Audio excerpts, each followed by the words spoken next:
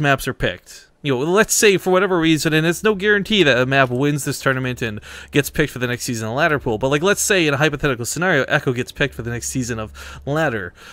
We want to make sure that we have all the bugs and stuff squashed out, all the goods and the bads realized now rather than later. So there is no direct correlation between this tournament and the Ladder Pool. And if that's been misunderstood or I've been giving that information out incorrectly, my apologies. I'm just trying to imply that if any of the maps were to make it through, we get a good look at them now, and that's what's exciting about this tournament. You get to see what could possibly come, because it was the last Team Liquid, two, I think, Team Liquid map contests ago is where we got Habitation Station from, and that ended up being one of the, I'd say, more fun tournament maps that we got to cast over that whole season. You know, whether it was the cheese and the gold base or standard play or even Swarm Host versus mech type thing. So... Again, my apologies if this has been misunderstood. I'll try to be a little more clear about it, but that's the I guess the my best fixer-upper I can give. Now that being said, let's hop into this game. Map number 2 currently underway and spawning in the top left corner of the map. He's down 1 at the moment, and he picked this map as it was the loser's pick. We have My Insanity's Arium. In the bottom right, as the red Zerg, it's Liquid Snute. So Snute had messaged just during that between the game. Kind of, we made a bit of a joke. He said, "I don't really know Arium," so I like googled Arium builds, and first response was, "What in that game?" Apparently. So, not sure what his plan is for this one, but he does go for a pool first. I guess as we zoom out once again to give a quick tour of the maps, those who have not seen it. Echo's got a really cool... I really actually like the tight third base on this map. It's not super far away. You can use the cooling tower to apparently knock down and create all but 1 force field worth of gap for the rocks. So, I mean, all it takes is a pylon or 2 to really... lock that in, even in the evolution chamber, maybe if Snute's really worried. But for Arium's sake, more so than Snute, what's kind of cool is you could actually get a ghetto wall off down here, or at least consolidate your forces with sentries, and not really have to worry too much about Ling run bys, which are such a problem when it comes to expanding. Can definitely see why he would choose this map, especially after discovering the cooling towers go down. It's the first PvZ that we've seen. And as such, you have to like, reconsider everything, like Swarm Host, for instance. Are they going to be good on this map? I would say no. It's too... Well, okay, hold on. If you go, so you plant some right here. How many bases that'll cover? That covers at least 3, maybe 4. And then how far away is it to the natural? Actually, Swarm Host might not be that bad, because it is a direct line. Yeah, as long as the rocks aren't broken. Well, it does. It kind of reminds me of we just talked about, but Habitation Station again, where you could plant them near that 1 ramp, and you can reach at least 2 or 3 bases pretty easily, no matter what. But I guess the question is whether that's the path Snute plans to take. It's a direct path, and that's good for Swarm Hosts. But it is not a very short map. It's not like super big, as we talked about before. They're kind of just like even-sized maps. But I think the other problem is that, really, depending on where you're getting the Swarm Host down, you're putting them in what could very possibly be a choke. Oh, 2 things get in here. It's going to be annoying to deal with. But, like, if you plant them on the little, like, what do you call it? It's like the box in the middle of the map, and that's how you start harassing. Is it big enough to have a easy escape route? And if you're going to play, like, Snute style, like, where are you going to play your static defense? I don't know.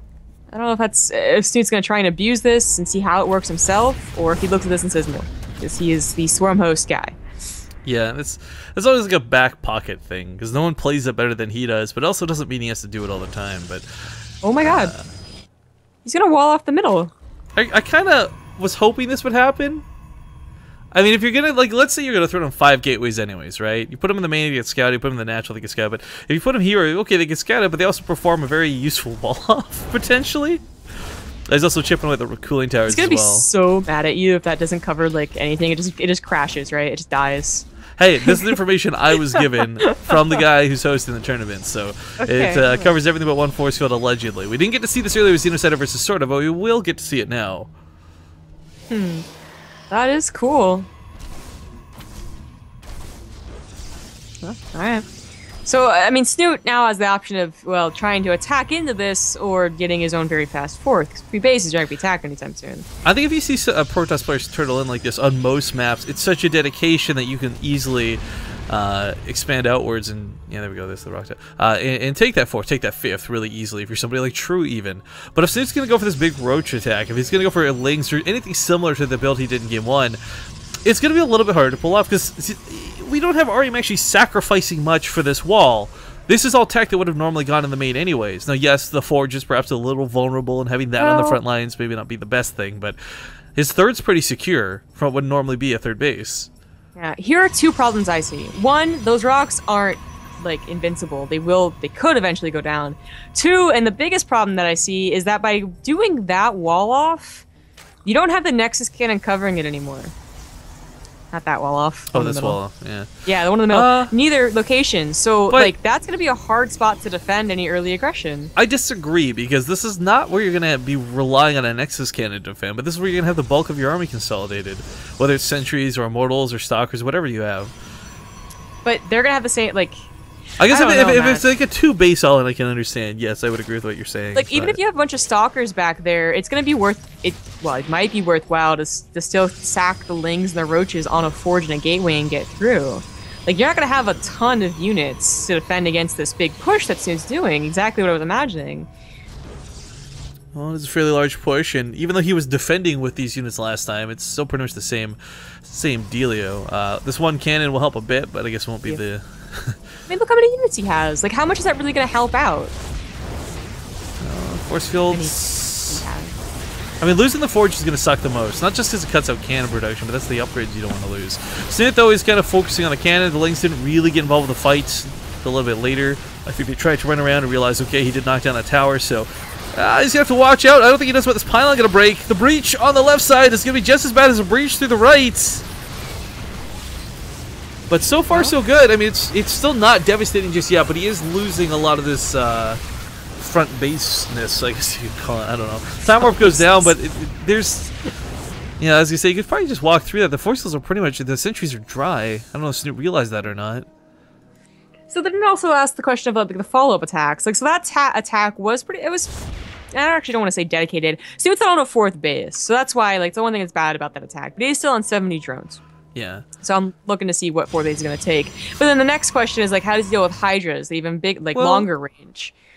But he did keep the sentries alive, right? And that was kind of key for this. Normally you lose so many sentries in at least for early push out. You force that recall, blah, blah, blah, blah, blah. But you're right. With the follow-up to this, Arium's done a great job here in the early game, but it's not about the early game. He is going to have to defend further. And he hasn't taken his 5th or 6th gases yet. He's still mining off of 4, though. And without Colossus coming down just yet, Gateway in this alone might not cut it. I mean, okay, he's going heavy on Blink Stalkers with a lot of Gateway production. That might not be so bad, but it's going to rely on upgrades. And losing that Forge, he doesn't have the upgrades.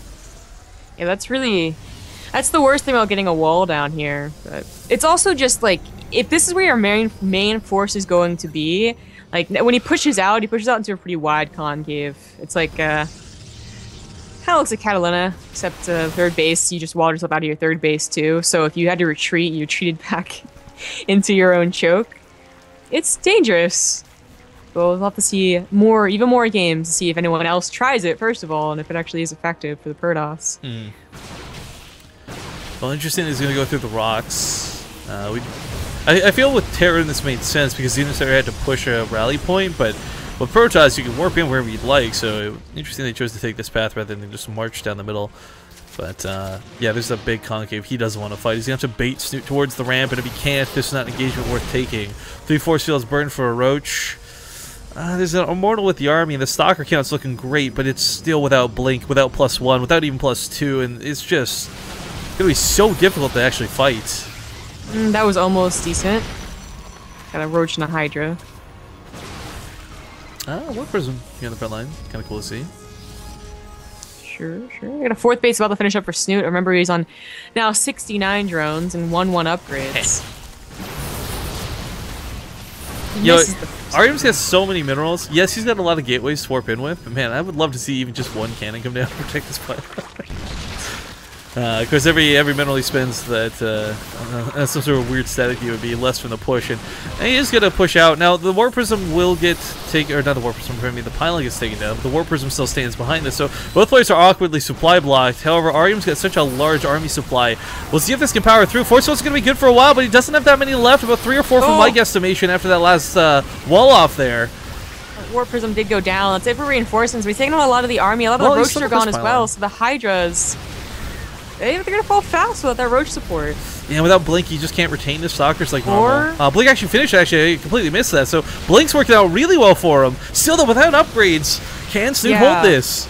Yeah, that's exactly what I'm thinking. Like, if he had +2 upgrades, these Hydras would go down much faster, but since they have a really good upgrade lead instead, they were fine, even without the Roach support. A couple of Lings, a couple of drones even on the action, that's all the support they needed. Yeah, the difference upgrades make, because Stalkers don't deal bonus damage to the Hydras, become even more critical. But look at the jump on top of these. We'll try and pick off 1 or 2 of them. It's a little bit greedy there, because the Zealots, of course, were not on the front lines, and bleeds out about 4 Stalkers for it. Yikes! Stalker's not nearly as expensive as Hydralisk, but still very expensive units in their own right, and to give them away like that is pretty hard to deal with. However, you know, behind this Snute, he pulled some drones into that. He's fallen from the 70 he had earlier. His economy is not quite keeping up with Arium, and right now Arium, he might not have the most effective units, but he might be able to bully through with quantity if he can keep this up. Maybe. I am worried that, you know, even still, without the Roach fodder, these Hydras might die really quickly, but it's not the same as other all-ins we've seen with Blink Stalkers. No, the Blink is doing a great job of keeping some of these Stalkers alive, but the damage just is not there. And how many gateways is he actually working off of right now? He's on 12. Wow. These aggressive Blink forwards are really getting him killed too, and it picks off a Hydralisk or 2, which is a nice move, but it's about that retention. You know, there should be probably about +8 Stalkers in this army that just stayed alive through these previous engagements, but every time he blinks forward, it takes off another 1 or 2. Behind this, Snute is not going back up to the 70 drone count. He's going up to a Hive. Getting upgrades, getting tech. It's an interesting choice. I mean, he does have +2 in the Hydralisk, and normally in this scenario, it's a complete role reversal. It's going to be 9 times out of 10. It's Arium who's got the +2, and it's Snute who's sitting here on naked upgrades because he couldn't afford to get them out when the attack began. But what's Arium doing behind this? He's got a Robo on the way. He's going to try and get Colossus out in time. I don't know if he can, though. Yeah, and the thing is that Snute, by going for the Hive this quickly, is already countering the Colossus. It would have been better trying to get to the, like, a Mortals up to High Templar, like you've seen some other desperate Protoss do. So it's looking pretty bad for Arium. He's trying to snipe off these Hydras, and he's doing a better job now than he was actually on the front lines, but that being said, Stalkers are not quite the fastest units in the game. Without Blink, he's having trouble getting away. He's going to open the wall for the Zealots. Oh my god, he's going to have 2-2 over 0-0. This never happens. No, exactly. Chrono Boost usually helps make this up if you're going to make up the difference of it, but that's not been the case, and Snute is looking in a fantastic spot to take this series. This is just so many Hydralisks, there's so many Roaches, and while the Robo completes, the Colossus haven't even begun, and if they do, it's on the front line, so this Robo is probably going to die before anything else. You can just walk up that ramp.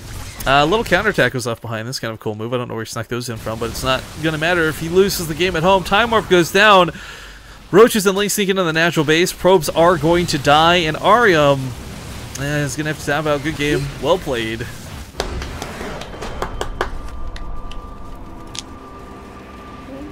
All right, nicely done.